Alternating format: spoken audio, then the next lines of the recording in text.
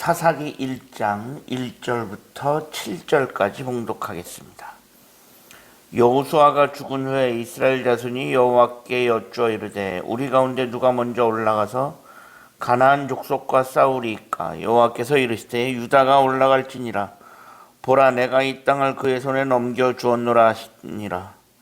유다가 그의 형제 시므온에게 이르되 내가 제비를 뽑아 얻은 땅에 나와 함께 올라가서 가나안 족속과 싸우자. 그리하면 나도 내가 제비 뽑아 얻은 땅에 함께 가리라 하니 이에 시므온이 그와 함께 가니라. 유다가 올라가매 여호와께서 가나안 족속과 브리스 족속을 그들의 손에 넘겨주시니 그들이 베색에서 10,000명을 죽이고 또 베색에서 아도니 백성을 만나 그와 싸워서 가나안 족속과 브리스 족속을 죽이니 아도니 베색이 도망하는지라. 그를 쫓아가서 잡아 그의 엄지손과 엄지 발가락을 자르매 아도니 베색이 이르되 옛적에 70명의 왕들이 그들의 엄지손가락과 엄지 발가락을 잘리고 내 상 아래에서 먹을 것을 줍더니 하나님이 내가 행한 대로 내게 갚으심이로다 하니라. 무리가 그를 끌고 예루살렘에 이르렀더니 그가 거기서 죽었더라. 아멘.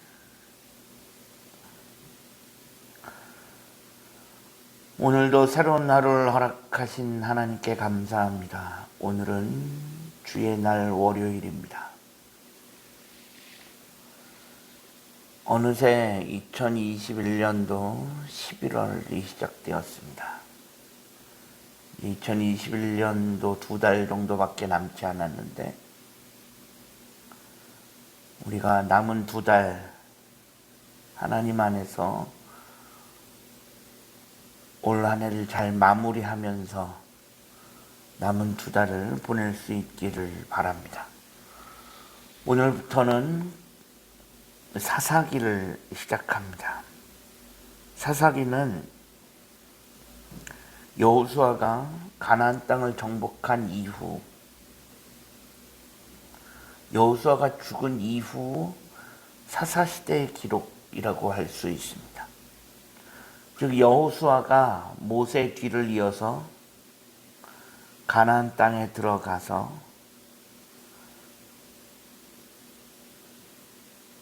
가나안 땅 점령을 다 마치고 땅 분배까지 끝난 이후에 여호수아가 죽습니다.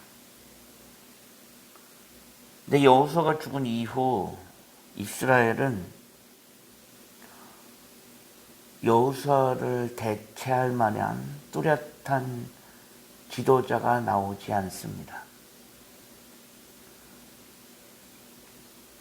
결국 여호수아가 죽은 이후 이스라엘은 소위 사사라고 하는 사람들이 일어나서 이스라엘을 다스리게 되는데, 사사시대는 이스라엘 역사 중에 가장 어두운 그런 암흑기라고 할 수 있습니다.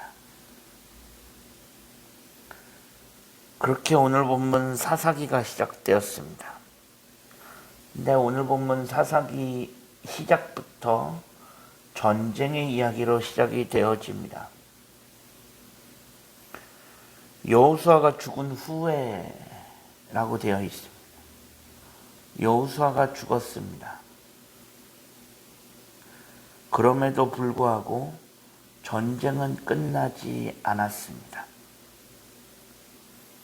그래서 이스라엘 백성들이 하나님께 묻습니다.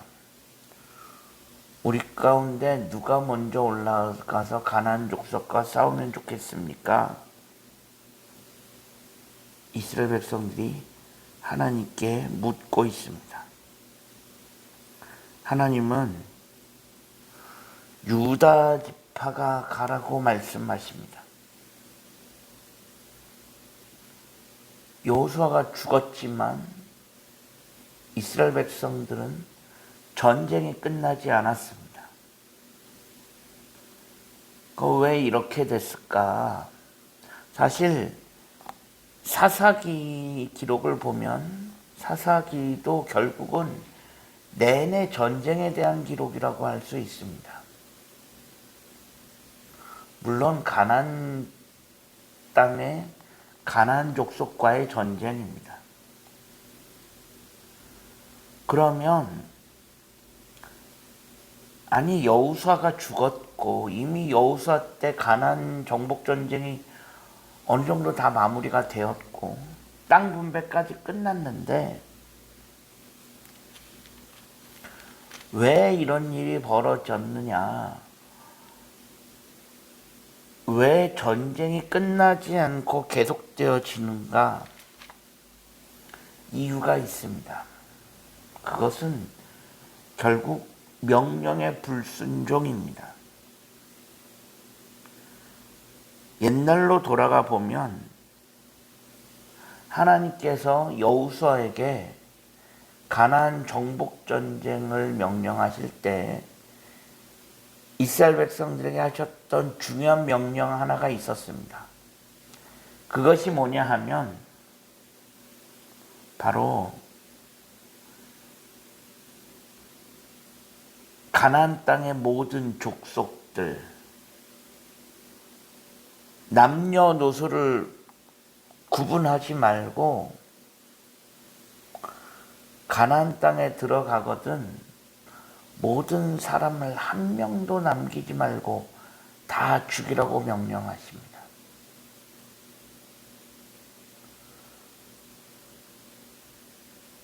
거의 짐승들까지 거의 생명체라고 하는 모든 생명체는 다 죽이라고 말씀하십니다. 이게 가장 중요한 핵심적인 명령이었습니다. 가나안 땅의 모든 거주민은 하나도 남김없이 다 진멸하라. 다 죽여라. 남녀노소를 구분하지 않고 다 죽이라고 하나님께서 말씀하셨습니다. 그런데 이스라엘 백성들이 이 명령을 제대로 지키지 않습니다. 그 결과 어떻게 되냐? 여호수아가 죽자 이제는 남아있는 가나안 족속들이 이스라엘 백성들을 역침입해 오는 상황이 발생합니다. 사사기에 있는 전쟁의 기록들은 대부분 가나안 족속이 이스라엘 백성을 역침입해 오는 전쟁이라고 할 수 있습니다. 애초부터 이스라엘 백성들이 하나님의 명령을 완벽하게 지켰다면 사사기의 전쟁은 일어나지 않았을 것입니다. 그런데 이스라엘 백성들이 그 명령을 제대로 지키지 않았습니다.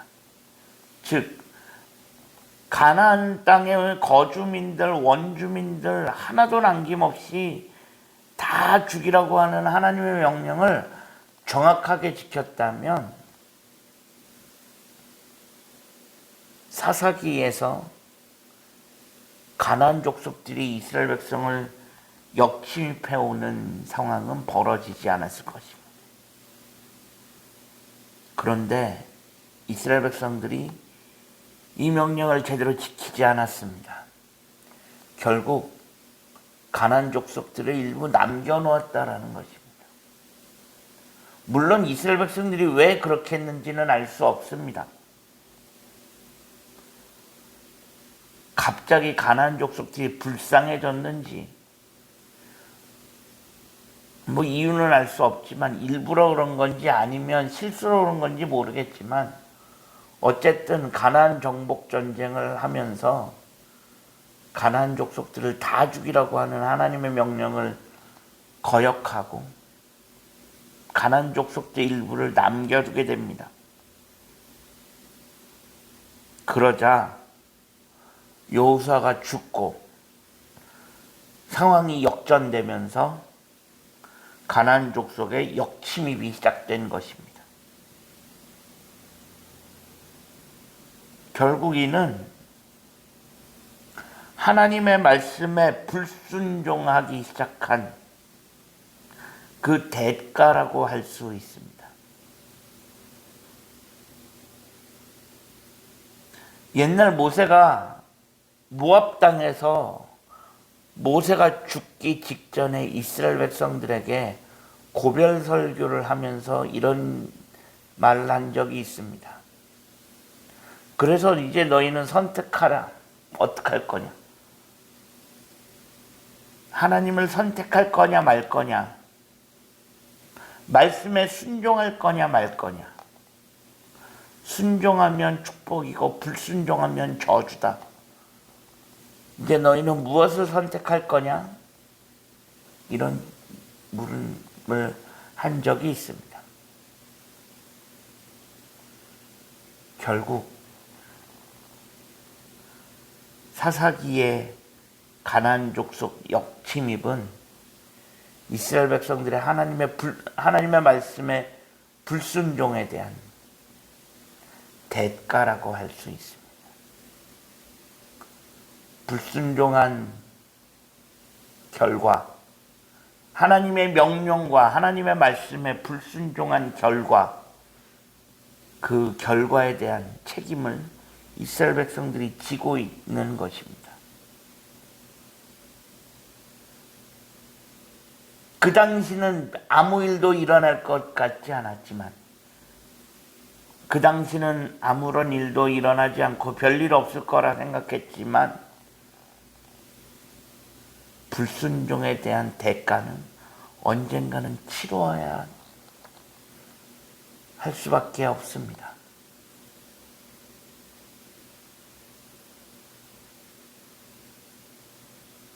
우리는 하나님의 말씀에 순종하는 것을 가볍게 생각해서는 안 됩니다. 하나님의 말씀은 작은 것 하나라도 온전하게 순종해야 합니다. 부분적인 순종은 불순종과도 같습니다. 하나님께서 이스라엘 백성들에게 가나안 족속은 다 죽여라 말씀하신 건 100% 하나도 남김없이 다 죽여야 했습니다. 거기서 단 몇 명이라도 살려두었다면 그것은 내가 이마만큼 99%를 죽였으니까 순종했다라고 할 수 없습니다.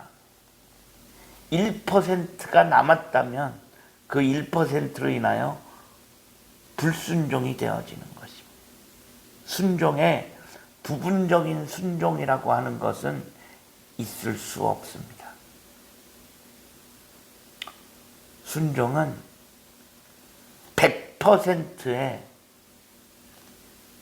100%밖에 없다는 것을 우리는 기억해야 합니다. 우리의 삶 속에서 하나님의 말씀에 온전하게 전적으로 순종해 갈 수 있는 우리들의 삶이 되어질 수 있기를 간절히 소망합니다. 부분적인 순종이 아니라 일부만 하는 것이 아니라 하나님의 말씀에 온전하게 순종해 갈 수 있는 우리 모두가 되어질 수 있기를 주님의 이름으로 간절히 축원합니다. 기도하겠습니다. 하나님 감사합니다.